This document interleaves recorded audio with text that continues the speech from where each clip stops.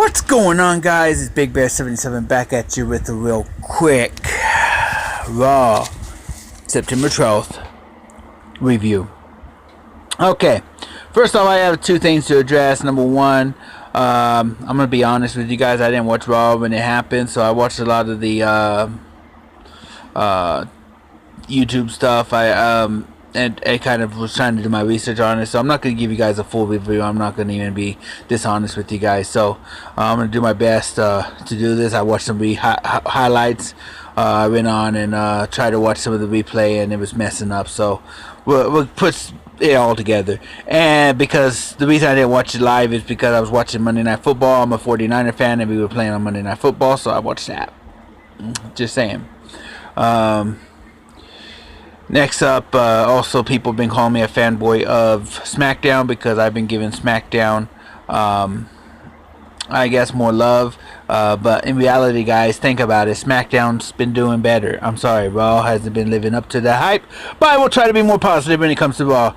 Let's just go ahead and get on out there. Mick Foley comes on down to the ring. He calls out Charlotte to the ring after congratulating Becky from SmackDown.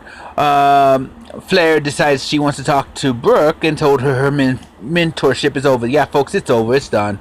She doesn't want to mentor Brooke no more because Brooke keeps costing her matches. Yeah, that's what it is. Then down comes Sasha saying that she deserves a rematch because she never got her rematch. Then comes Bayley. Hey, I beat Flair. I deserve a shot, right? Sasha and Bayley go at it for a little bit. Then Brooke gets slapped by Flair. Mick Foley announces a triple threat match to happen right now on Raw, which will be Sasha Banks, Bayley, and Dana Brooke. It was a very good match. I thought it showed off the women's division. I'm going to give them an honest review here. I thought it showed off the women's division real good. Sasha Banks gets the win, but it was very good. I think Bayley deserves a shot at the title too, but hey, later on down the road, I figure.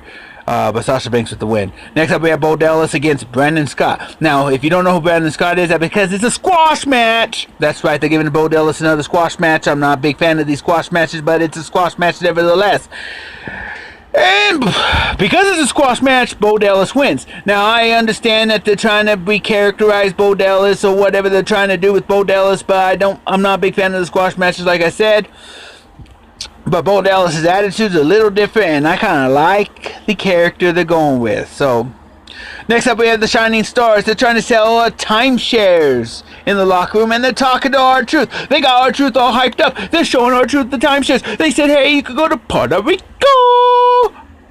R-Truth's so happy he's going to go to Puerto Rico. He's going to get a timeshare. Oh, but Goldust ruins R-Truth's fun, grabs R-Truth and pulls him into the locker room. No timeshare for R-Truth. But whoa, they turn around to a big Cass and Enzo Amore. Cass and Enzo confronted about last week on Raw where they had a handful of tights. That's how they won. So their win last week is just like the timeshares, a fraud, a scam. I love it. I love it. I love it. I thought this back and forth in the locker room between these two was great. It kind of talked about it. But what about the Shining Stars? So they get a push because they won once. Even though it wasn't fair, even though it was grabbing the tights, they still won. Well, guess what? We're going to have a match later on in the night between one member of the Shining Stars and one member of Enzo and Cass. Next up, we have the highlight reel. I want to talk about it real quick. Jericho's guest was my man, Sami Zayn. Now, I'm a big fan of Sami Zayn, so this made the highlight reel must-watch TV of the night. Sami Zayn even looked at Chris Jericho and said, if you think Kevin Owens is your friend, you're a stupid idiot. Using his line against him, I thought it was very good back and forth. Chris Jericho does drop Sami Zayn. I thought this was a very good segment, not just because Sami Zayn was in it, it was actually pretty decent segment. Next up, we have Cesaro versus Sheamus in the best of 7 million, trillion, whatever matches. I'm not a big fan of this best of 7 matches, but it's what it is. They've been putting on some pretty good shows. Don't take anything away from the action that they have done, but I'm just not a fan of seeing it night after night after night after night after, you know what I'm saying. Anyway, Cesaro goes on to win in a very good match, and the series is now 3-2. Next up, we had Seth Rollins in the backstage with Mick Foley. I wasn't too keen on this Mick Foley office segment that they had.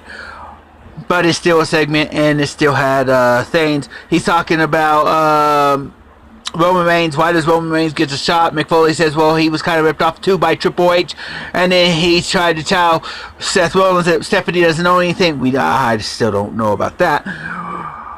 And he accuses Mick Foley for being in the back pocket of Stephanie McMahon. I thought it was good back and forth, but just not the greatest segment in the world. Next up, we had Nia Jax in a squash match. Oh, wait, no, she took on Alicia Fox. It could have been considered a squash match, but she was taking on an actual wrestler that wrestles for WWE on a whenever. But anyways, it was she puts her through the barricade. It was just really domination for Nia Jax. I don't know where they're going with this. I don't know if they're building it for something bigger, another competitor, or Alicia Fox and her, where they're building a thing. I don't know what's going on, but Nia Jax and Alicia Fox, I don't know. Anyways, next we had New Day. They come down. They talk about Gallows and Anderson, and last week with Old Day and said they tried to entertain, but the entertainment is our thing. Leave our thing alone. That set up Gallows and Anderson versus New Day's Kofi and Woods. I thought it was a very decent match. Gallows and Anderson put them down, and 1, 2, 3. If they do that, the pay-per-view, they will become the new tag team champions. Next up, we had Jinder Mahal versus Jack Swagger. Jinder Mahal wins. What? That's right. Jinder Mahal wins. We know what happens to Jack Swagger's career or future later on in another review, but Jinder Mahal does win. When was the last time he won on a Monday Night Raw? I don't know. Next up, we had that match, Enzo with Cass in his corner, Epico with Primo in his corner. It was a very decent match, but again, the Shining Stars pick up the win with Epico. Primo grabs a hold of Enzo's legs. 1, 2, 3, it's over. Next up, we had Roman Reigns versus KO. I thought it was a very good match, but Rusev comes down, distracts Roman Reigns. Roman Reigns super punches him, turns around, popped a powerbomb. 1, 2, 3, it's over. Rusev then gets in and continues to drop Roman Reigns after he fought in a hard-fought match. They're building for the Rusev Roman Reigns feud that is going to happen. We were wondering if it was still going to happen. It's going to happen. Maybe Roman Reigns may become the U.S. champion in the future.